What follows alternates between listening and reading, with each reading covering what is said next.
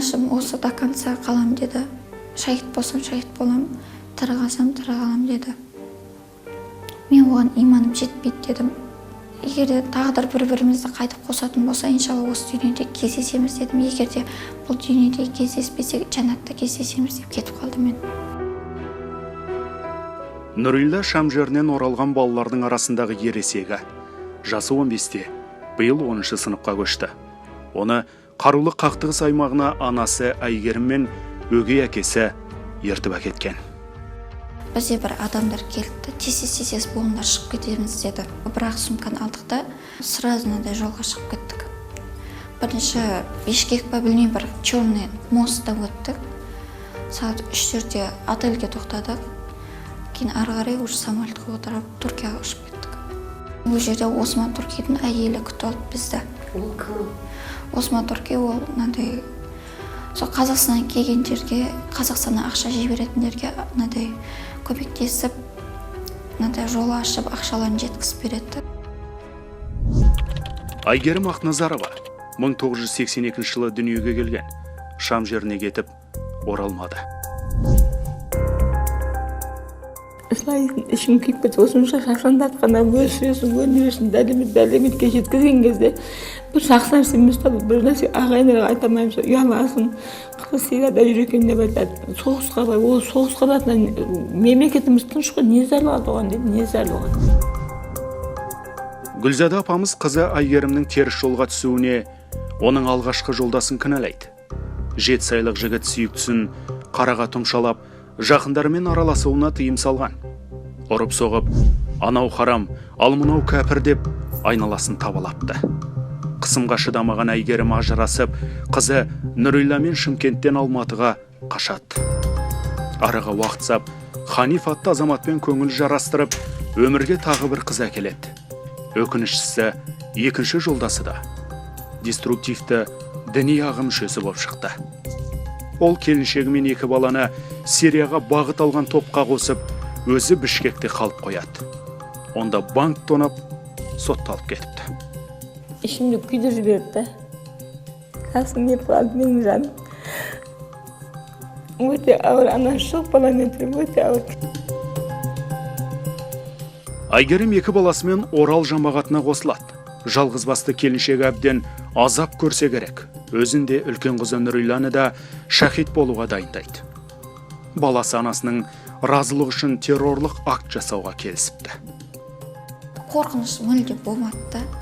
Болды, Аллах үшін жарам, Аллахтың разылығын алам, жәннатқа кірем, анашымды разылығын алам деп, ана мінезін білем, қанша айтсан да, қанша көрсетсе де, дәлелдесен де, ой өзгермейді оның. Нұрила сырқаттанып қалып, анасының сорақы жоспары жүзеге аспады.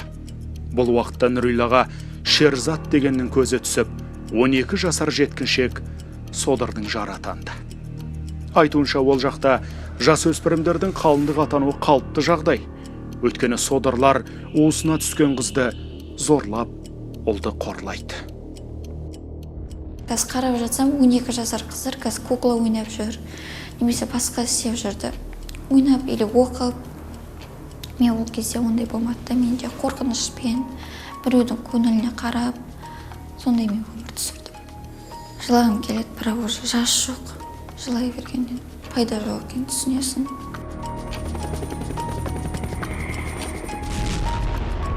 Нұрила соғыс көрді.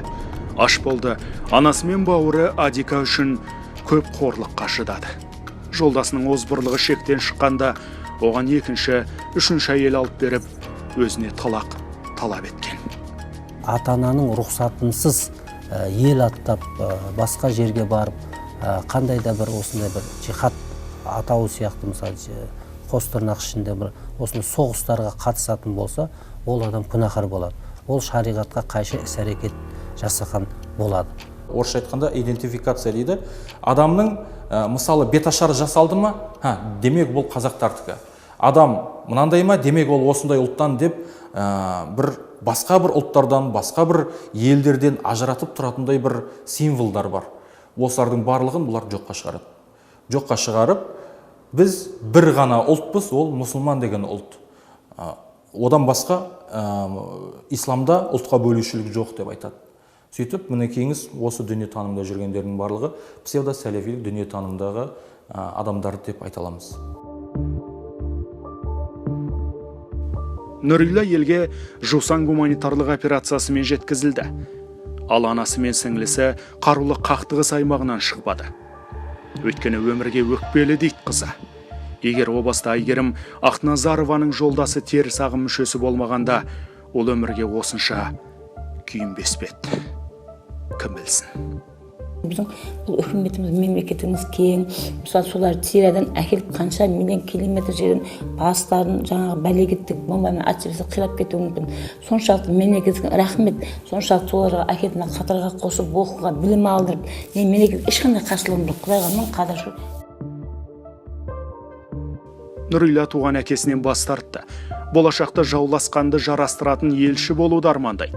Ал қазіргі жалғыз тілегі анасы мен бауырының амандығы. Ачканов мен анашым. Болды осақ сүйреті ғана бар екен. 2018 ма 2019 ғана түскен болар. Анамды қиын жағдайда тастап кеткеніме сондай. Енді анам жарайды, ол үлкен кісі да. Атиканы алып кетсем болар еді. Өзіңді қазір қалай елестетесің? Қандай гүлге теңейтінен өзіңді? Гүлге уже ашылып жапырақтар түсіп қойған гүлге теңеймін. Солған гүлді емдеп қайта тірілтуге болады. Ол баптаушысына байланысты. Нұрила қазір нағашы ата әжесінің тәрбиесінде, мемлекетте бар қамқорлығын көрсетуде. Соған қарамастан 15 жасар жеткіншек жол турауылдап әлі де анасын күтеді.